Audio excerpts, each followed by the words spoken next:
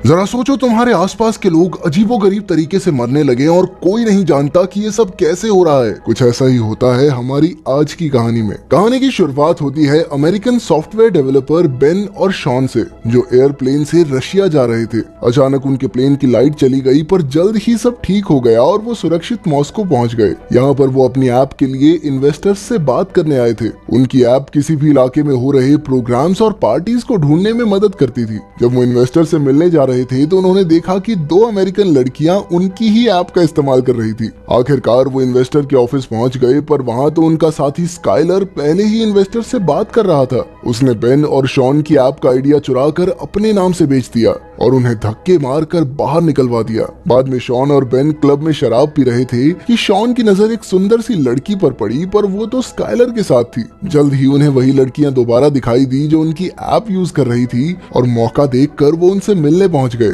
उनका नाम एनी और नैटली था। वो चारों मिलकर पार्टी करने लगी कि अचानक क्लब की लाइट चली गई और सबके फोन बंद हो गए। शहर के लोग बाहर सड़कों पर आ गए और उन्होंने आसमान में पीले रंग का धुआं देखा। अचानक वो चमकने लगा और जल्द ही पीली रोशनी की छोटी छोटी बॉल्स जमीन की तरफ बढ़ने लगी। एक बॉल शॉन के ग्रुप के पास आ गई और सभी डरकर पीछे हट गए। ये रोशनी अब बिल्कुल थोड़ी थोड़ी दिखाई दे रही थी। एक पुलिस वाले ने अपने डंडे से उसे छुआ, पर अचानक रोशनी ने उसे खींचकर भस्म कर दिया। चारों ओर हाहाकार मच गया और जल्द ही कई रोशनी वाली बॉल्स ने सैकड़ों लोगों की जान ले ली। शॉन का ग्रुप और कई लोग दौड़कर क्लब में घुस गए और उस रोशनी ने सभी खिड़कियां तोड़ डाली। असल में ये रोशनी नहीं बल्कि अजीबोगरीब जीव थे, जिन्हें इंसानों को छोड़कर सब कुछ ग्रे दिखाई देता था। जल्द ही वो रोशनी सबको खींचकर भस्म करने लगी, पर अचानक किसी ने शराब में आग लगाकर बोतल उसकी ओर फेंकी और वो जीव पीछे हट गया। जल्द ही स्काइलर भी क्लब में घुस गया और फिर शॉन का ग्रुप छिपते हुए स्टोर रूम में पहुंचा। बाहर वो रोशनी बेरहमी से लोगों की जाने ले रही थी।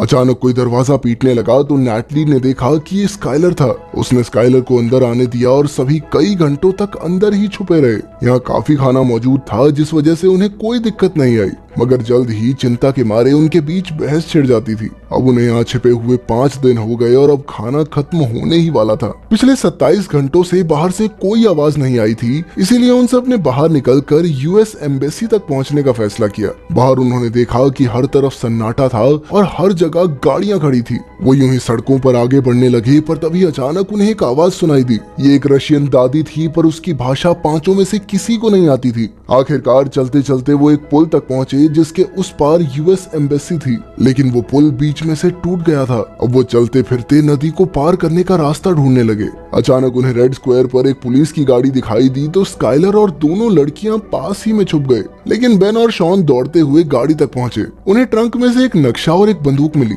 तभी उन्होंने देखा कि एक कुत्ता किसी अदृश्य चीज पर भौंक रहा था और फिर अचानक ही वो जलकर भस्म हो गया। इससे सभी लोग बुरी तरह डर गए। स्काइलर और लड़कियां पास के मॉल में जा छुपे और बेन और शॉन गाड़ी के नीचे छुप गए। जल्द ही वो जीव गाड़ी के पास आया और उसकी रोशनी से गाड़ी का सायरन बजने लगा। वो गाड़ी के आसपास घूमा, मगर नीचे छिपे हुए इंसानों को नहीं देख पाया और चुपचाप वहां से चला गया। इसके बाद बेन और शॉन तुरंत दौड़कर मॉल में अपने साथियों के पास पहुंचे। उन्होंने देखा कि एक प्लेन यहाँ बुरी तरह क्रैश हो गया था। स्काइलर ने कहा कि उन्हें यहीं रुककर मदद का इंतजार करना चाहिए, पर बेन और शॉन ने कहा कि उन्हें जिंदा रहना है तो आगे बढ़ते रहना होगा। उन्होंने हिसाब लगाया कि ये जीव बिजली से घिरे हुए हैं, इसीलिए उनके पास आते ही बिजली से चलने वाले डिवाइसेस अपने आप जल उठते हैं। अब उन्होंने हर जगह से लाइट बल्ब इकट्ठा करके अपने गले में बांध लिए, ताकि जब भी वो जीव पास आ रहा हो तो बल्ब के जलते ही वो चौकन्ने हो जाएं। इधर शॉन ने देखा कि बाहर के बल्ब जलने लगे थे, यानी वो जीव पास ही था, पर वो डर के मारे कुछ कर नहीं सका, वहीं जम गया। मगर वो रोशनी उसके पास से यूं ही गुजर गई। जब वो जीव दुकान में घुसा तो नैटली भागी नहीं, शॉन ने उसे खींचकर वहीं जम जाने को कहा। एक बार फिर से वो चीज उन्हें बिना कुछ कहे पास से गुजर गई। तब शॉन को समझ आया कि वो कांच के पीछे खड़े हैं और उस जीव की बिजली की किरणें कांच के आर पार नहीं जा सकती। शायद इसीलिए वो उन्हें नहीं देख पाया। इसके बाद वो मॉल से निकलकर जैसे तैसे यूएस एम्बेसी पहुंचे, पर वो बिल्डिंग पूरी तरह बर्बाद हो चुकी थी। दरवाजे पर हजारों गोलियां बिखरी पड़ी थी। तभी स्काइलर को एक राइफल मिल गई। अब स्काइलर दरवाजे पर रखवाली के लिए रुका और बाकी सब अंदर की तलाशी लेने गए, पर वो बिल्डिंग पूरी तरह खाली थी। फिर वो कंट्रोल रूम में पहुंचे जहां उन्हें सारे मामलों की रिपोर्ट्स मिली। इस रोशनी के हमले के 3 मिनट तक दुनिया भर में खबरें आती रही और उनके मुताबिक ज्यादातर शहरों पर कब्जा हो चुका था और इंसानों के पास इस रोशनी का सामना करने के लिए कोई हथियार भी नहीं था। अंडरग्राउंड होने के अलावा और कोई चारा नहीं था। वहीं एक पिंजरे में एक रेडियो था और शॉन ने उसे ऑन भी किया, पर रशियन भाषा किसी को समझ नहीं आई। इसके बाद सबने देखा कि बाहर पीली रोशनी की कई बॉल शहर में चारों ओर तबाही मचा रही थी, पर फिर उनकी नजर स्काइलर पर पड़ी जो यूं ही सड़क पर घूम रहा था। तो शॉन और बेन उसे बचाने के लिए दौड़े। जाने से पहले उन्होंने नक्शा और रेडियो उठा लिया। फिर जैसे ही वो स्काइलर तक पहुंचे तो गाड़ियों की लाइट्स जलने लगी, यानी वो जीव आसपास ही था। स्काइलर ने बेन और शॉन को भागने को कहा और खुद गोलियां चलाकर उस जीव का ध्यान भटकाने लगा। जल्द ही रोशनी ने उसे भस्म कर दिया, पर बेन और शॉन की जान बच गई। बिल्डिंग में जाकर शॉन ने देखा कि थोड़ी दूर एक बिल्डिंग के कमरे में लाइट जल रही थी। किसी तरह छिपते छुपाते वो सब उस बिल्डिंग में पहुंच गए, पर अंदर घुसते ही वीका नाम की एक लड़की ने उन पर बंदूक तान दी। उन्होंने उसे समझाया कि वो रोशनी के हमले से बचकर यहाँ तक पहुंचे हैं, जिसके बाद वीका उन्हें अंदर ले आई। उन्होंने देखा कि वो कमरा चारों ओर से मेटल से ढका हुआ था। वहाँ का मालिक सर्गे था, जिसने बताया कि उसने ये कमरा इस तरह से डिजाइन किया था कि यहाँ पर बिजली टिक नहीं पाएगी। इस तरह वो इन खतरनाक जीवों से बचे रह सकते हैं। वीका को रशियन समझ आती थी, इसीलिए शॉन ने उसे एक रेडियो मैसेज सुनाया। वीका ने उन्हें समझाया कि मॉस्को नदी के अंदर एक सबमरीन है और जितने भी लोग कल सुबह तक वहां पहुंच जाएंगे उन्हें बचाकर एक सुरक्षित जगह पर पहुंचा दिया जाएगा। फिर सर्गे ने बताया कि सबमरीन को भी इसी कमरे की तरह तैयार किया गया है, जिससे वो रोशनी दूर रहे। अब उन सब ने मिलकर सबमरीन तक पहुंचने का फैसला किया। सबसे पहले वीका, नैटली, एनी बिल्डिंग में से जरूरत का सामान ढूंढने निकले।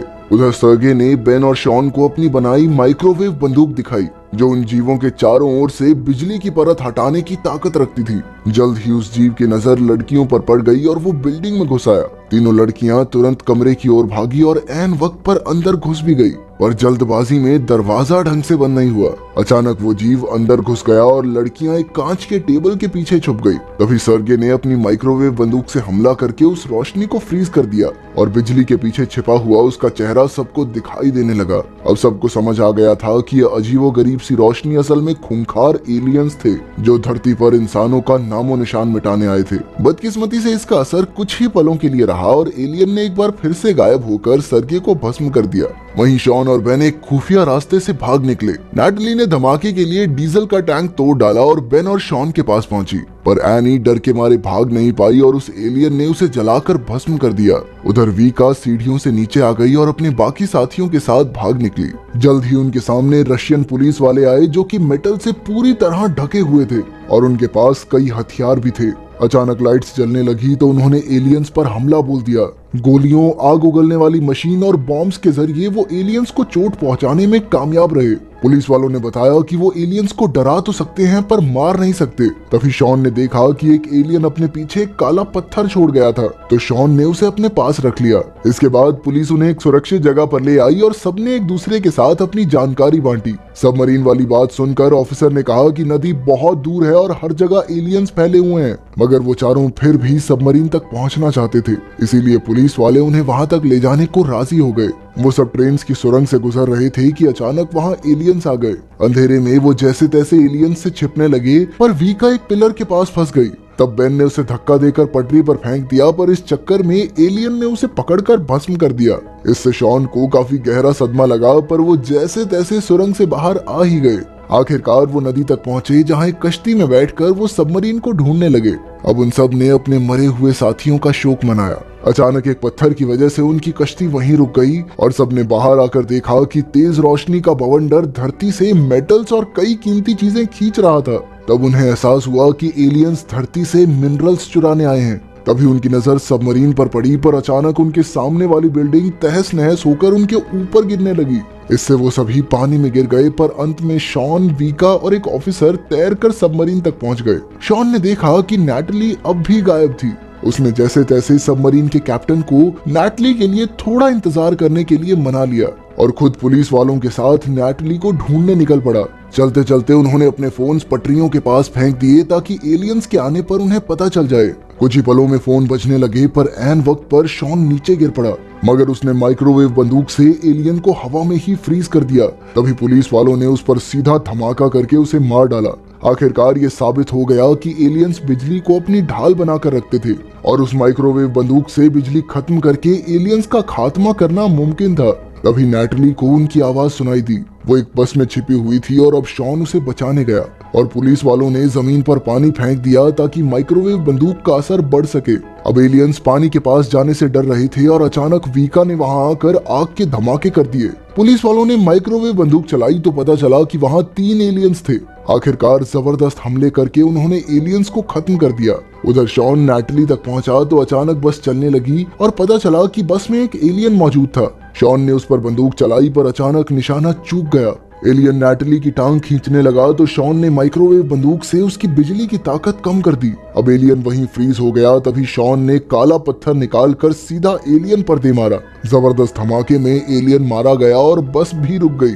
आखिरकार सब वापस सबमरीन पर पहुंचे पर पुलिस वालों ने वहीं रुककर अपने देशवासियों की रक्षा करने का फैसला किया। जल्द ही सबमरीन निकल पड़ी और नैटली ने अपनी मां का मैसेज देखा।